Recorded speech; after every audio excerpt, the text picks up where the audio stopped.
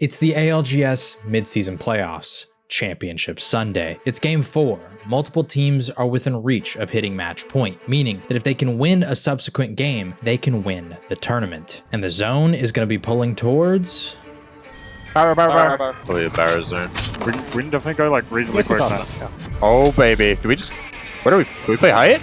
Coming in, the storylines were piling up, but the biggest storyline of all, Team Falcons versus Alliance. This rivalry had been brewing since EWC last year, where despite the super team being formed, Alliance was the team that won the first trophy under their reign. And ever since, both teams were trading blows, as Falcons had just won the ALGS Open, evening the score. Match 4 concludes, and the winner has hit match point. But wait a second, is that Rock? The team of 3 players nobody wanted? When I got dropped from LG, I genuinely thought like this would be my last year competing and it wasn't gonna look pretty, and then I was just gonna fizzle out. Take game number 2 with a huge clutch.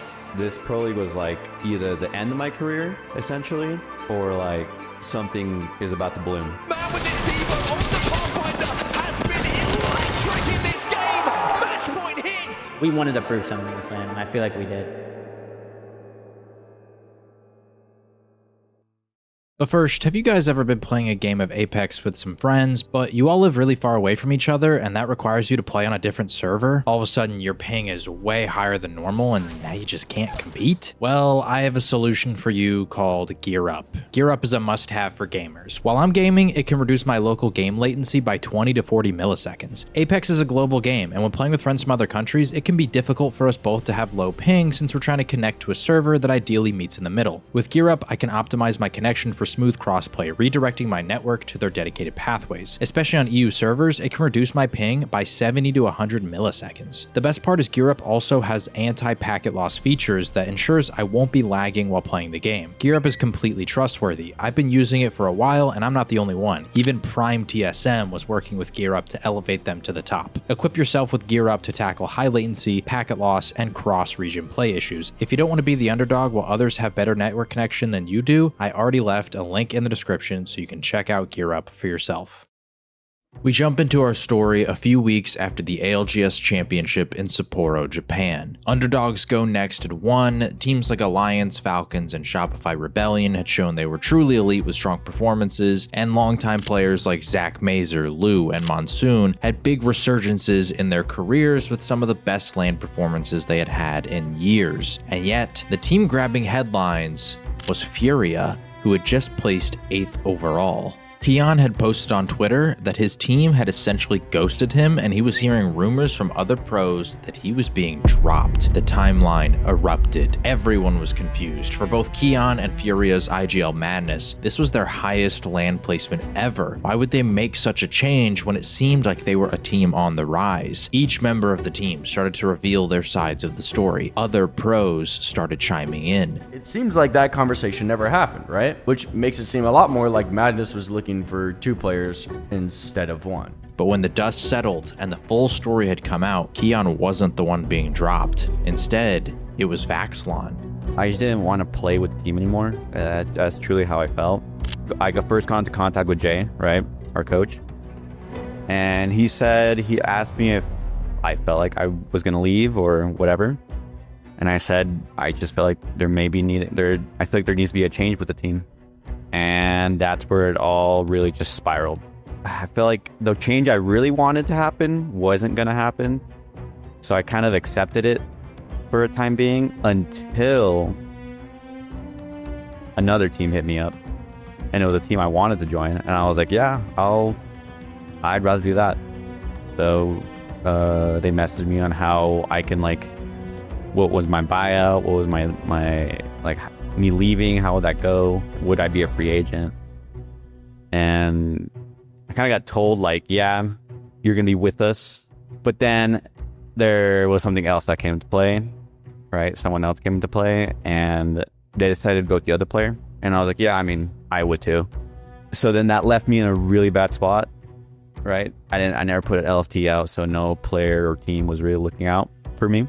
But I tried to get back with them. And they didn't want to, so I was like, okay, that's fine. I'll just stick it out.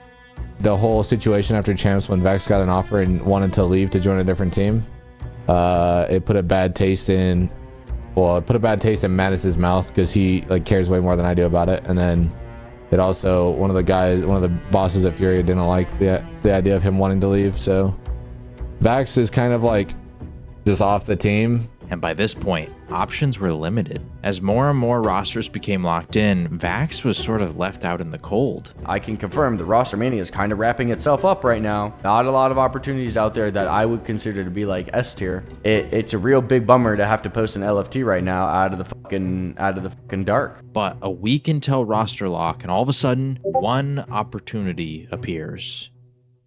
Reps, one of the most accomplished players in the history of Apex Legends, the longtime duo with Imperial Hal as foundational pieces of the TSM dynasty, had finally parted ways with TSM. And for quite some time, he had been hinting at wanting to IGL in the future, and now was his chance. That's when Reps hit me up.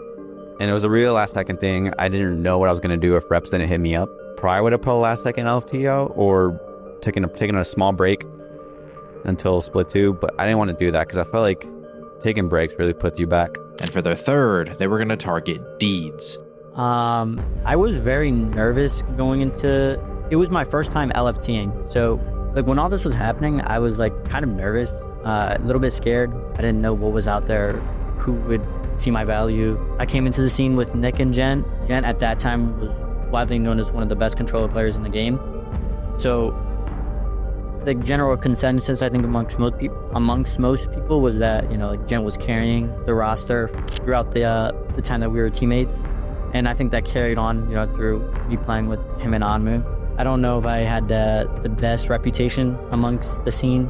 I didn't have great results. I qualified for a few lands, but I didn't know what people thought of me. Like 2 or 3 nights before, I get a DM from Reps, and he's like, "Yeah, want to play with me and Vax?" So it was very last minute. Everything was like, this team was randomly put together. From my perspective, this was like a huge opportunity, and this was like a blessing. Obviously, because I mean, who wouldn't want to play with a world champ and Vax, who's a seasoned veteran? And they embarked on their journey into Pro League to see if they could turn this ragtag team into something nobody could have expected. Pro League started off strong, and plenty of promise had been shown. And then, Reps announced he was stepping away from the team. He didn't want to play anymore. Yeah, I mean, it was kind of out of nowhere. It sucked when we first saw the message. And I remember Deez and I were messaging each other like, "You think it's real?" And then Deez was like, "I don't know, he said it on April Fool's Day." So that was the worst thing he could have done. He literally said it on April Fool's. And we're just like, bro, he has to be joking. Like, I'm going to wake up tomorrow and he'd be like, "Oh, just kidding, guys." No, that didn't happen.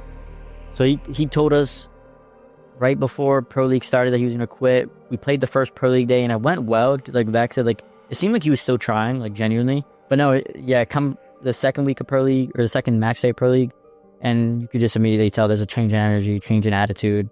He's out of it.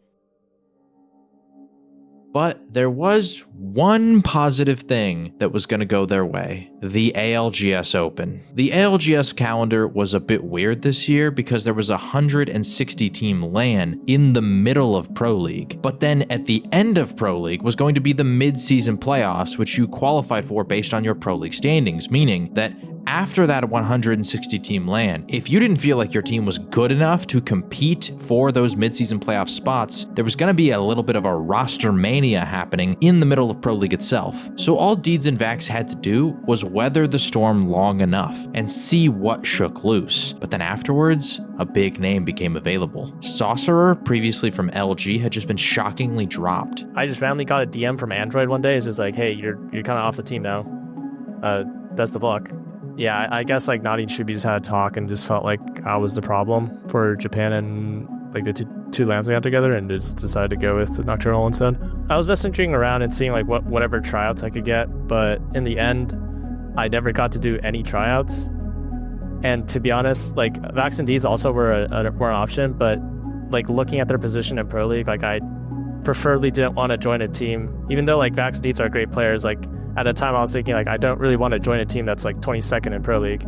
It's going to be like really hard to like claw your way out of, especially for like a new team, like in the middle of a split. You have like way less time together to like work up that chemistry compared to the other teams that have already been like scrimming for like over a month.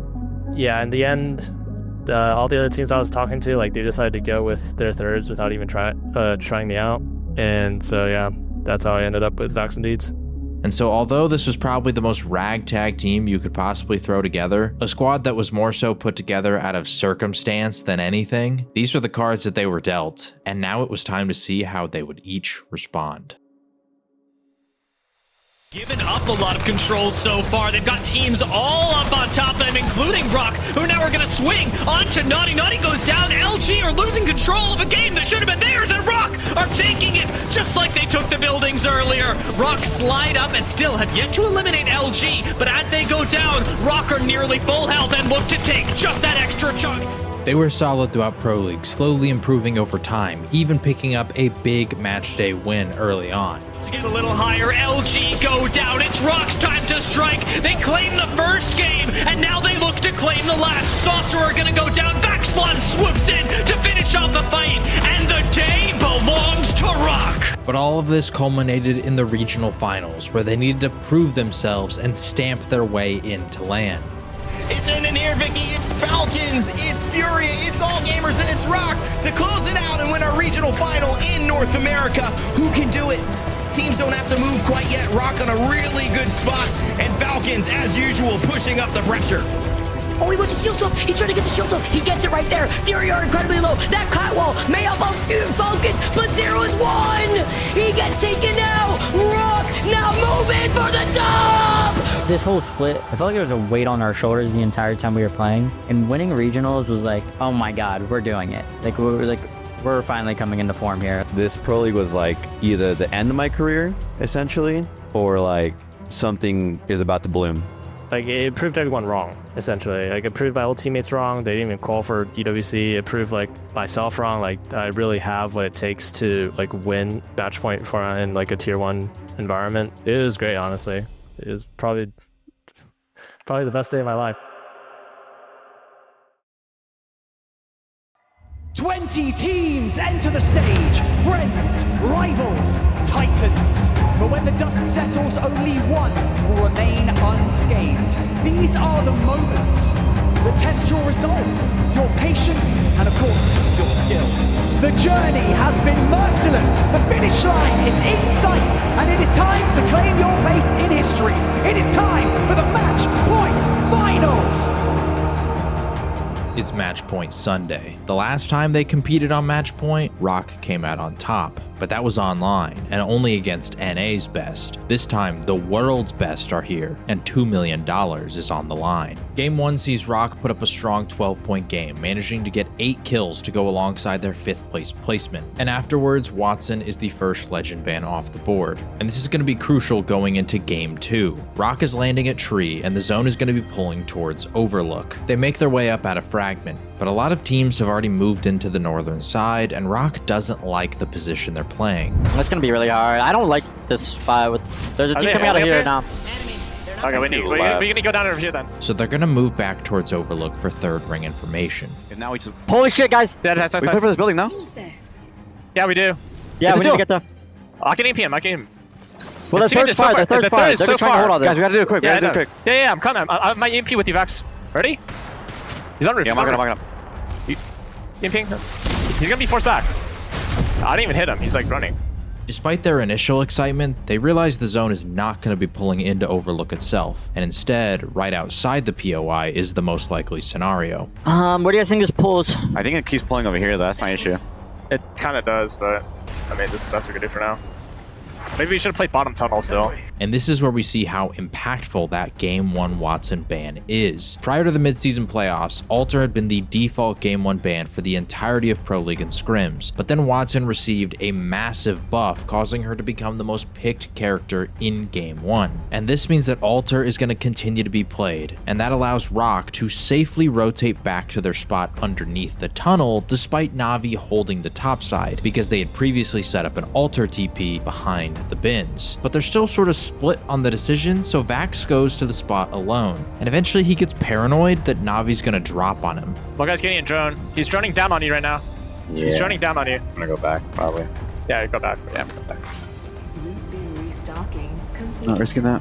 But funnily enough, Na'Vi are so focused on teams to the southwest, they don't actually see him going through the void to the portal down below. They only become aware of his presence when he leaves to return to his teammates. I heard an altar below, so... I heard it as well. Let's see. Yeah, Yeah, below. It's below. He queued from the house, bro. He's taking it back. No. He took altar back. You can go loot the bins below. And with him leaving, Rock starts to plan their future rotates under the pretense that Na'Vi will drop down to the tunnel and destroy the altar ultimate. What if we go yoink this from them? Like that ass. Like use EMP, we go over and This got fucking queue taken. through. Below tunnel got taken? Yes. Don't worry about that right now, though, dudes. Probably. But when Rock initially came through, Vax had thrown the ultimate behind the loot bins, giving it a bit of cover. Yuchako had dropped down to loot the bin reset, but after discovering that the bins were already picked clean, he just returns back to the height. This leaves the altar ult that Vax threw behind the bins safely intact. Their plan was that when zone closed, they would EMP Furia and have Vax and Deeds full send it onto the northern building, hopefully clearing a path for them to later take the RV. But instead, tunnel is completely free. I'm gonna EMP instantly, okay? Wait, No. They're gonna play RV though. Hey, can you go check tunnel? Can you go check tunnel right now? Yeah, yeah. Take. Go, Go. Both of you guys. I'll EMP if you guys need it. Hey, you look good. I'm taking it. But Altar is not done providing them immense value yet. The play on Furia earlier could have potentially worked because Furia was split holding with only a solo anchoring their building. They eventually moved more north and end up dying to rival esports. Because of this, Na'Vi now solely controls the entire Overlook side on height, and Vax has devised a plan to push off of this information. Yeah, it's literally just one team above us with all the space. Okay, then we could just probably queue and take one of their spots. While they can't enact off of it to punish Na'Vi yet, they can use this plan later in the game. Due to Altar being in the game, they can safely play on the low ground, which for most teams would be instant death, as eventually they would need to run up the hill and die. But instead, Rock bide their time, waiting for NIP and Genji to fight. Eventually with zone close, they have to make a play, and here's another reason the Watson ban is huge. Not only does it keep Altar in the game longer, but it causes Rock to swap to a different controller character for ring console information. And in this case, it's Catalyst. Catalyst is amazing to have in endgames because of the space her wall allows you to buy. The plan is to queue up to the height with Altar and then Catalyst wall to take the entire backside of zone. Yeah, I'm doing it now. And just catwall, and then just stay alive. Is catwall done? I got one. Okay, I'm waiting. I'm good. Bring up. They're trying to burn it, just chill. Get into drone, and then you fucking EMP them. This forces Genji into an awkward position where they now have Rock behind them and NIP directly below them. They cannot engage with either without the other interfering. And in the moment of chaos, NIP strikes with a Skynade to take down Dexter. This creates the opening needed for Rock to move up off their crypto EMP. We know that Rock don't want to push out quite yet. They're waiting for the knocks. There it is, NIP! The nade onto Dexter, and they want to push for it. That's a green light for Rock now to be in the best position amongst these last three teams now. But Rock might have overextended. From the low ground, NIP counter. Walking up on us! Letting us! They're gonna clear the paradise! I'm going back. Batting, up here! Batting. Wait, get on batting. Deets, chill. I'm batting. Climbing. They're resing. Just play on me, guys. I'm coming you. In all reality, I just like OD'd way too much. We had control of the Rock. That's what we needed. That's what we wanted. I see red when I have a PK in my hands, and that's kind of what happened. I kind of just ran the whole team through a catwall, and then that started the whole domino effect of everybody just ending. There's reds. He's beating up. I'm gonna counter EMP. No, I'm dead. Fuck, man. It's those times in the game where there's so much happening and there's so much that you have to think about that you don't know. You kind of like freeze up, right? And it was just up to sauce, really. I'm going to use sauce. The fuck? Sauce, wait, give it a walk back up. Sauce, give it a walk back up. Like I think I noticed it was gonna be like a 1v1v2 or some shit. So I just knew I had to play aggressive. Like I could win it. On you. Nice, play knock. Knocks. Tom, shut up. Now moving up though, Sauceror as a solo looking down at curve, NIP get eliminated as it's the 1v1. Sauceror! Let's go! A massive clutch up from Sauce to win the game, and now they are up to 28 points, over halfway towards match point. But their momentum does not stop there. In Game 3, we are on Broken Moon, and Rock continue their regression. They are blessed by an Evo cache and a support bin in their POI of Eternal Gardens. This gives them blue armor off rip, which lets Vax hit ring console immediately as Pathfinder, and this is crucial because it's going to end right outside of their POI. I did it. Okay.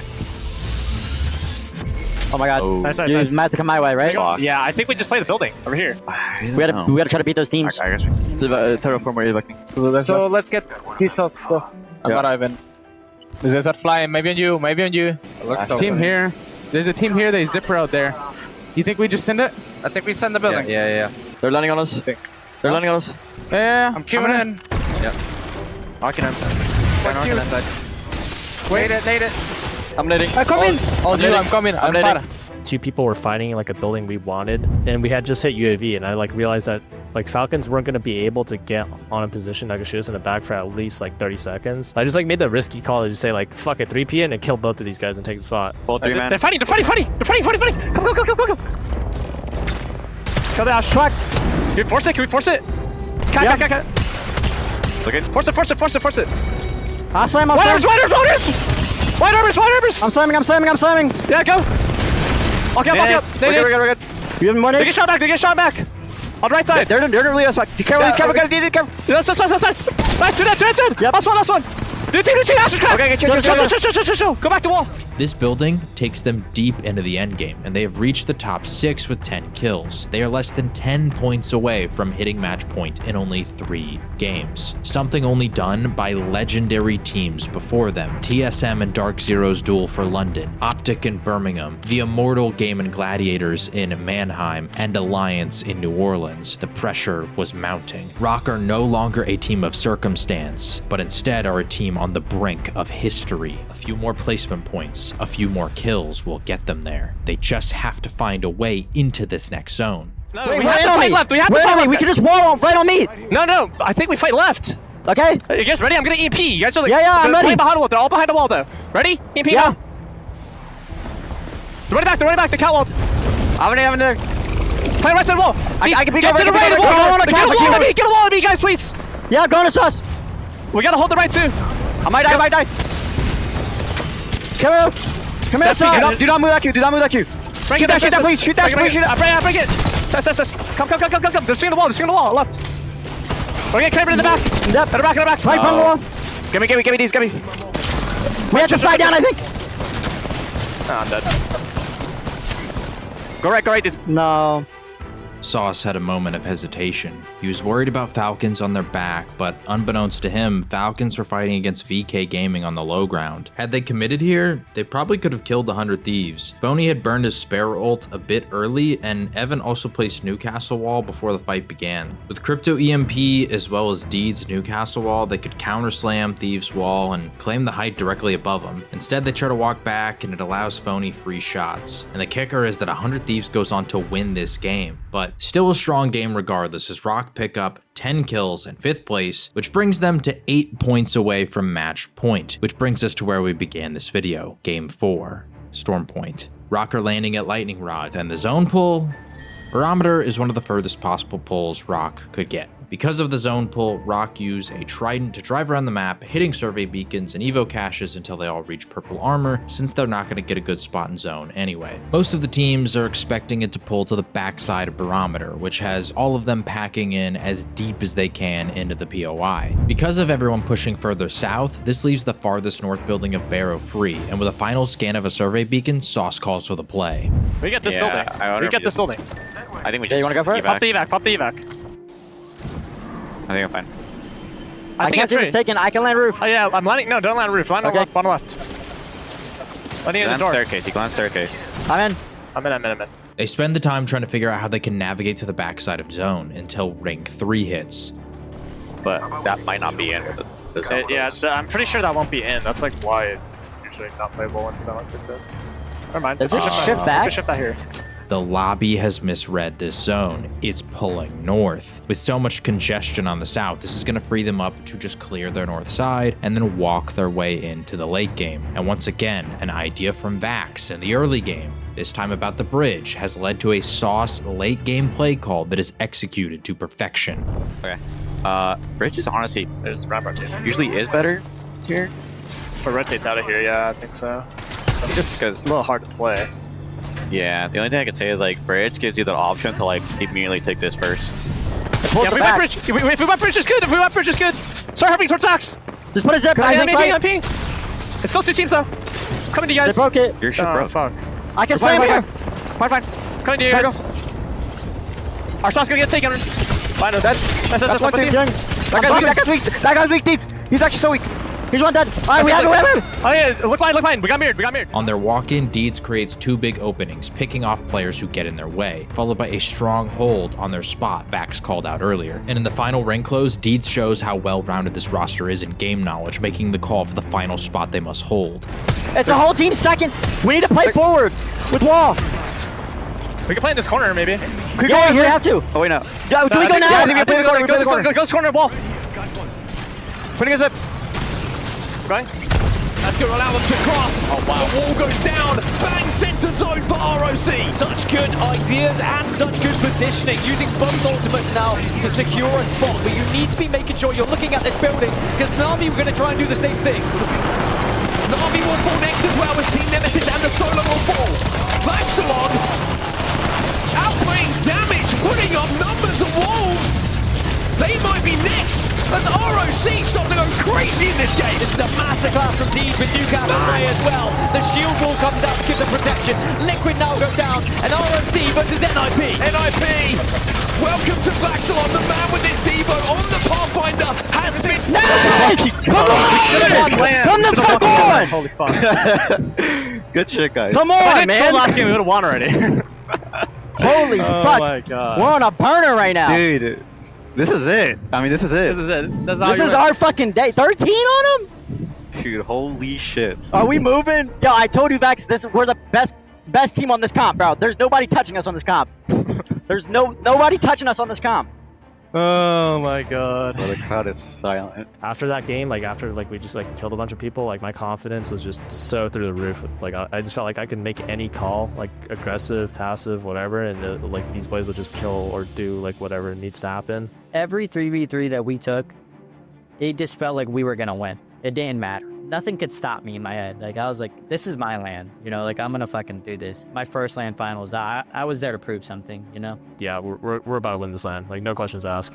Rock has hit match point after 4 games, and nobody else in this lobby is even remotely close to them in terms of consistency. 4 straight top 5 placements, 2 of which were wins. But game 5 and 6, we see that consistency slow down, placing bottom 5 both times. And by this point, other teams such as NIP, VK Gaming, and Team Falcons have crossed match point. But game 7, we return to World's Edge, and the zone is ending between Staging and Harvester, with Rock landing nearby at Tree. Initially, they want the building between the POIs. We gotta go collect the grandmas. Grandmas? That's where you wanna go?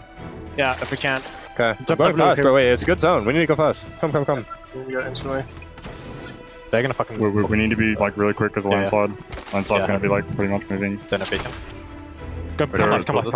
Right, they close us. Yeah, go left. They just hit recon here as well. Running up the hill. I think we have zone. I think we need to play this. I think we need to play on me. I cracked one. Yeah. Come to me. This team's trying to take it. On our left too. Yeah. Close. Get inside. One ping. One guy. I'm going, bro. I'm on it. Two on it. Yeah, going 3. Oh, I'm top left. Come back. Dropping trench. I need to drop trench. Go to the hill. Yeah. Trying to get to it. I didn't see no above. Wanna get fucked? Yeah, I'm good.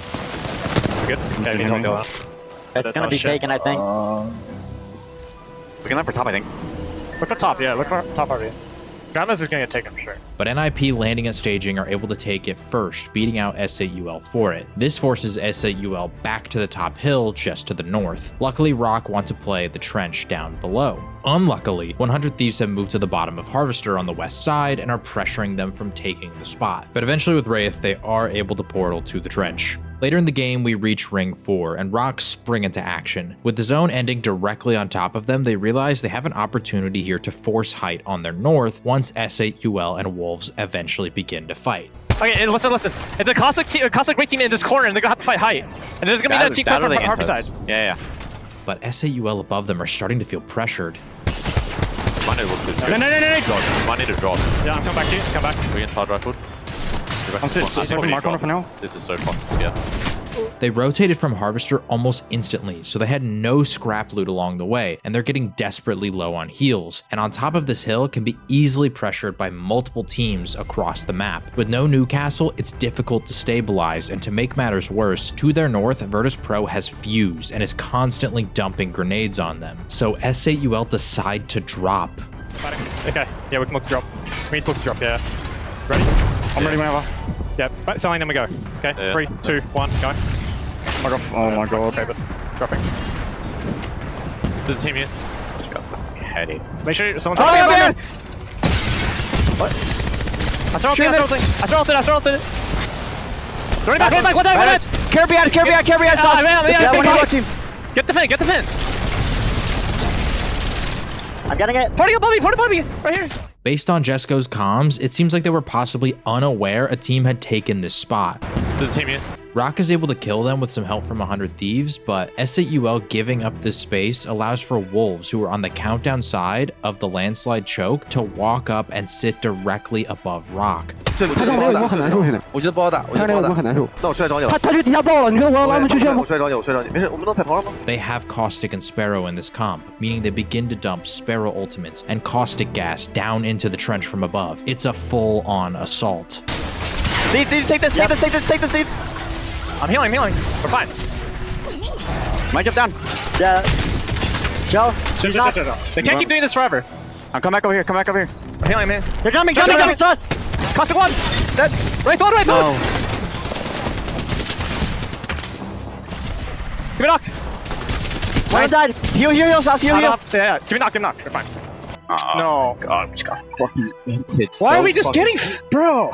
Rock goes down. Wolves was able to get away with this because on the eastern side of their height, Virtus Pro doesn't physically see S8UL drop, so they don't realize that they're gone for quite some time. I don't even see them up there anymore. And simultaneously, they're also trying to focus on fighting VK Gaming, who are routinely poking out from the Snake building on Harvester. On the other side of zone to the southeast, neither Kenotrope nor Falcons look over at Wolves because Gen G, after Crabring S8UL, have now wrapped down beneath the tunnel and are shooting Kenotrope in the back. This grabs Falcons' attention, who think they have a chance to third party, so both teams have their attention diverted. I think they are getting naded. Yeah, they are. I'm breaking wall. We're pot 100. All of this results in Wolves just staring down at Rock completely for free. And to rub salt in the wound, Wolves win the game from this very spot. Do you guys think that if you guys are able to kill Wolves here, you guys think you win the tournament? Yes. I mean, I know that might be a painful question to ask. But... Yes, absolutely. Assuming everything happens the same way, then yes. I don't know why Soul is jumping down there thinking it's freed, but if they don't do that, and we focus Wolves, we win. I believe it. We would have won it right here. This puts Wolves and 100 Thieves on match point, but means the lobby will continue for at least one more game. Game 8 on E District is going to pull towards Humbert Labs, and Rock from Neon Square rotate along the south side of the map, where they eventually go for third ring information at Shipyard Arcade. Okay, I'm just gonna keep calling. Yeah. Let's go over there. Grip on Berlin, please. Ult's free. Yeah, go. This building's completely open. Yeah. No. Do you have zipline backs? No, but I think we should be fine. I have evac. I think we need to play space on our back though. I'm gonna hold this building. I'm going to riff at this. Rock have made their way into Godspot. They can win this game if they just play their space correctly. Stay healthy. Okay. I got 2 taps. I threw my mic up and I was like, hands in my face. I was like, bro, I just fucking threw it. Can I res? Can you res? They're aping. Just kill him. Do you res? Can you res? No, I can't. Block that. They did. I can't get down. No. At the map. He has Moby. My box might have. AP, swing left, they're all AP you with plus call. Crack 115.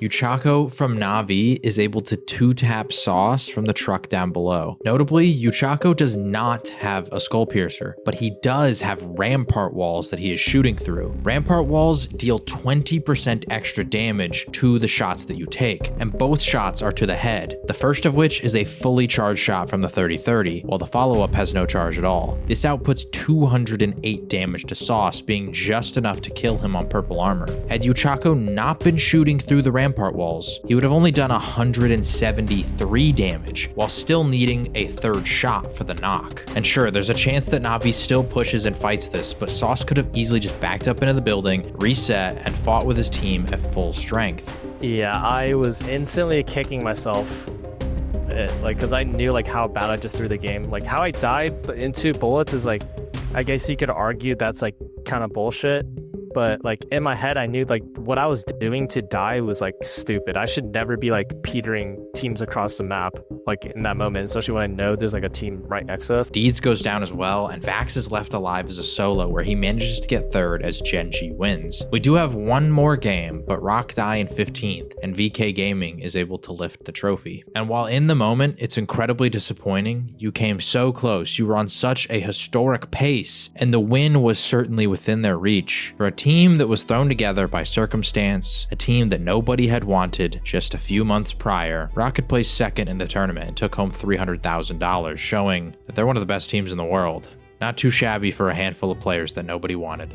Because I feel like from other pro players, I'm like regarded as like a could have potential type of player, but like not like concrete that I could be like up at the top. And like even Waltzy said this to me after Germany. He's like, I think you're like a really good player and you have the potential to be the like one of the best, but you just haven't like proved it yet. And I feel like with this land, I've proved it. I felt like I was always looked down upon based off of, you know, my performance accolades. It was like the middle of the pack controller player, you know. And then this land happened, and I feel like that can't be the case anymore. I can't be a middle of the pack controller player after this. We wanted to prove something this land, and I feel like we did. Every single individual here is considered underrated, right? You're not great, you're not this, you're a really good player, but you know, you're not like, you never are considered next to like players like Hal, Zero, Dino, you know, never, ever. But then you see 3 players start to actually mesh together and become more than what everyone expected, and I'm sure, you know, ourselves we expected. I knew I was a great player, but I never thought I would consider my team to be the best team. But it really did feel like that day. Don't forget to check out our sponsor Gear Up for free by clicking the link in the description or pinned comment. And if you want to find out how VKG won this very tournament, click right here.